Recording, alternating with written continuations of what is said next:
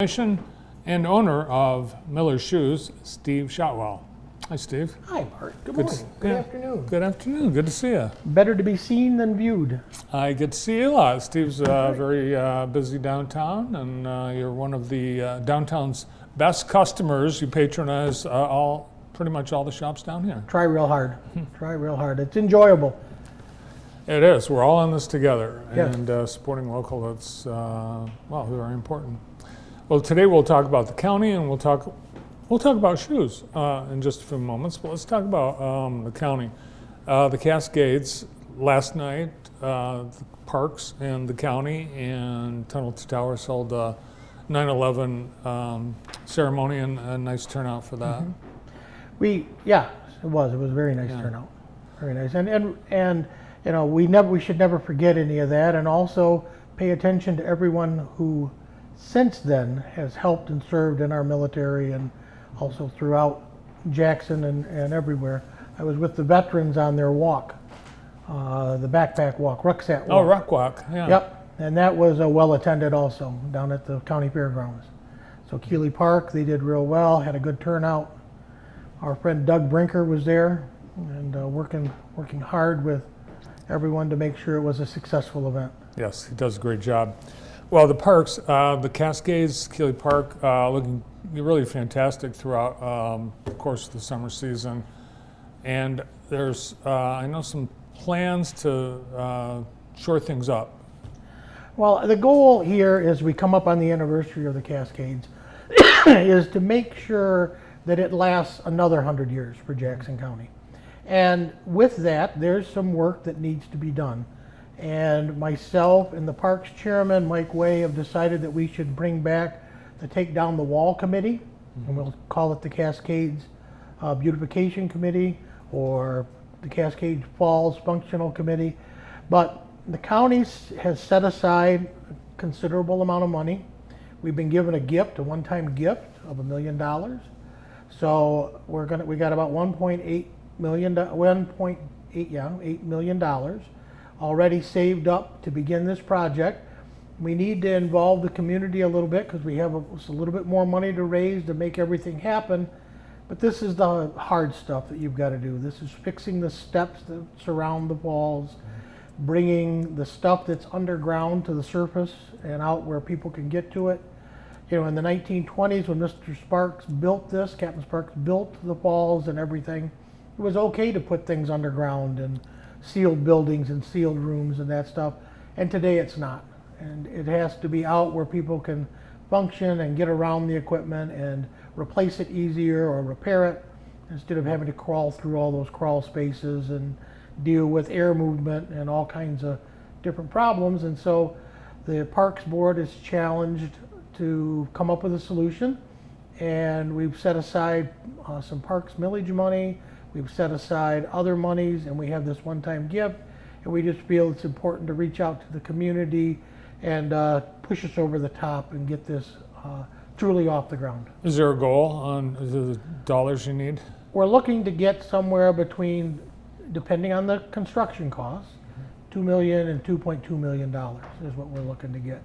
And that would literally take care of everything and make the falls functional for another 100 years. Well, that sounds great because, you know, years ago when we were looking at all the things that needed to be done at the Cascades, lagoons and everything, it was 10 million, it was 20 million, but the county's been doing bit by bit, and they're kind of chipping away at it so that the total now to really get it all done, it's not that earth-shattering. Correct, and this is the falls, this is not the lagoon system. No lagoons. Still working with the DNR and still working with the EPA and highways and everyone else involved in the water that's in the lagoon system. All right. It's a little more involved on that side. We had the fair. We had the first 2 or 3 days rain. I think that kind of cut down on attendance, but overall, how do you feel? Well, we feel that the fair turned out successful for the first year without a big name band. And the goal the Board of Commissioners wanted to do was put Jackson County's best foot forward in the carnival and 4-H and activities and the stuff inside either the new community center or the Keeley building. And that's all worked out very, very well. American One has helped us get things, but we have some interesting short-term dilemmas that we're going to have to deal with. And we're going to have a meeting on Wednesday night, October 23rd, right after the Fair Board meeting that Wednesday night. We're going to meet with all the people who really are concerned about the fair itself and wanting to see some different things done with the animal barns and with different areas around the fair, and general sprucing up and general cleanup. And the Parks Board and the Fair Board have deemed this appropriate and responsible. This is the stuff, this is putting back together display areas that just have become neglected due to just the age of them. They've become antiquated. They still function and everything like that, but it would be nice to have new boards and new screws and hinges that work correctly, and wash areas and those type of things, and also make the fair itself more attractive and a more exciting place to be. Mechanically, the county's done a wonderful job. We have the new parking lot inside the walls system. We got the shuttle service, really the squeaks taken out of it, and it functions very, very well, moving people back and forth from the parking lot and everything like that. Using the American One building, it's working well for the public to come into an air-conditioned building and rest. We experienced a lot of great events, whether it be the tractor pulls or demolition derby or the Taylor Swift concert. So those things were all successes, even with the weather. Now, we could have used a little better weather. I know that Denise always promises us that it'll start raining at 11 o'clock in the night and stop by 4:30, so the grounds will be completely clean for the next day. But we didn't quite get that this year. I think someone had the schedule wrong on the rain. But otherwise, it went well. All right. One of the things Jackson County voters will see on their ballot in November is a millage. Now, this will be, it's like, I think, the third attempt. Another reduction, though. This is reducing it down just to pay for the staff that work in the corrections division of the Sheriff's Department. And this will take care of our corrections officers and needs within the Sheriff's Department for the next 10 years. It's 0.25. It's actually putting in place what we had before to pay for the officers with the previous millage. We're not building anything. The Board of Commissioners are going to have to find other ways to fix the jail and fix the other buildings, and it'll be done probably very similar to the way we've done the falls and the way we've stepped up and done other things around Jackson, and make sure that the county is in good financial shape and also a good fiscal shape going forward on all its properties. All right, so it's not the solution to the jail. No. That's on the ballot. No, this is to take care of the corrections officers and making sure that the staff is properly paid and secured for the next 10 years. All right. So, yeah. And we'll be seeing ballots out pretty soon. People will be able to do early voting. In some parts of the country, I think they're doing it already. Could be. Yeah. All right, let's talk about shoes. It's walking season. People are out and about. Yes. And Miller Shoes has a lot of exciting products this fall. We have new products called the Ghost Max from Brooks. And we have from New Balance the 860 and the 880 series, which is their traditional walking shoe, but it's been updated with more of a cushioned sole and an elastic instep. So once you set the laces, you can pull the shoe on and off without having to take it on and off. And they're designed to stabilize and support the foot in widths and sizes. So yeah. Yeah, well, I know about that because my wife just bought some. Your son waited on her. You were not in the store. The secret's out. I do take days off. All right, well, you brought a couple of shoes that we want to showcase today, and they're dressy. They're called men's dress casuals. Dress casuals. Yep. Okay. These are both waterproof footwear. This is from Rockport here, and it's a firm shoe. It's designed with a footbed that comes in and out, but you can just pull this on once you get your laces set the way you want to be able to wear it. Yeah, that's all elastic top and elastic tongue. You don't have to bend over and tie your shoes. Correct. Wow, it's Correct. like the new thing. Yeah, it is. It's become Yes. the new craze as we age. Well, you know, we used to do this anyway. We just jam our foot in and wreck the. Those were penny loafers though, when we were at, Yeah.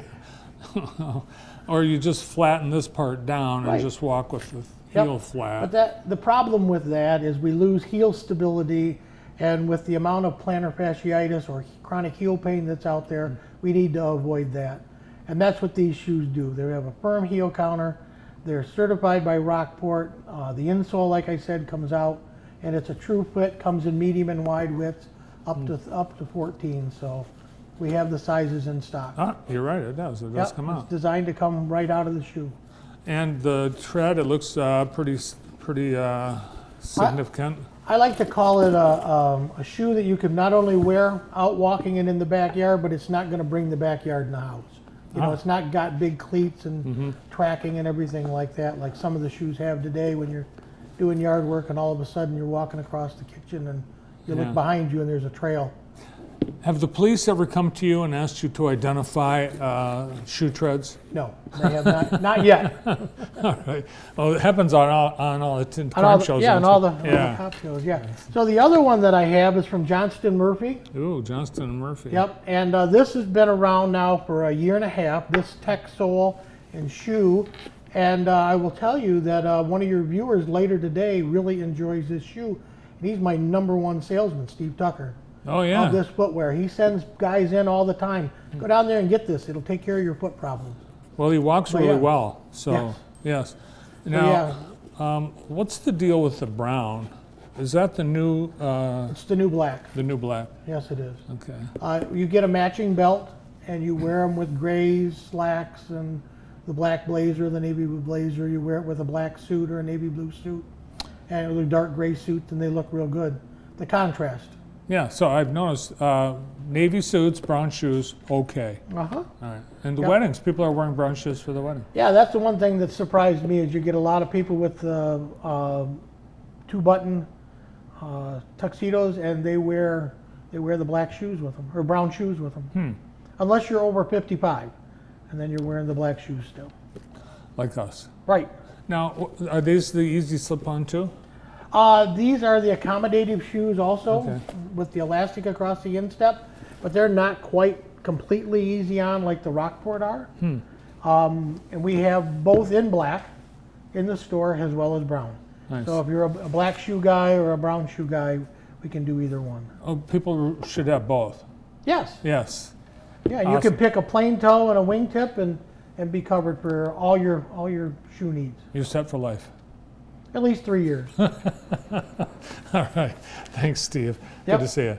Good to see you, Bart. Thanks for everything. You bet. And your support of downtown. Well, thank you. The chair of the Jackson County Board of Commissioners and owner of Miller's Shoes, Steve Shotwell. Well, next on